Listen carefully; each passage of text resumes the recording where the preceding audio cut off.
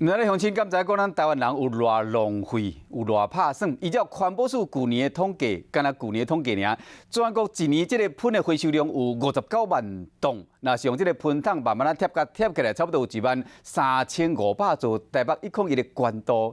是讲这个喷其实若经过处理，搁再利用回收，嘛使变成黄金。像讲这个南投县的德山镇的清洁队员，就将这个喷回收了，变成堆肥，用来种花栽，就将整个城镇打造成为一个美丽花园。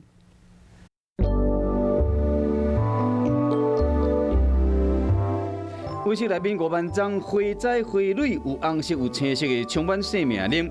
种这花的人是南投县德山镇的清洁队员，而且是用喷做堆肥种出来。清洁队员收完粪扫了，将喷分类好，经过脱水、芳水加发芽的处理。放3个月了后，有机堆肥就会使用啊。现在我们是拿来培育我们的花卉，种植在我们公共区域的公共空间，还有一些学校的校园。种花的话，送给家户户的话，他只要想要的话，这次可以找到地方来把自己的地方美化一下，这样的一个概念。将粪扫变黄金，用喷的堆肥种出来这花蕊嘛，送予在地乡亲分享。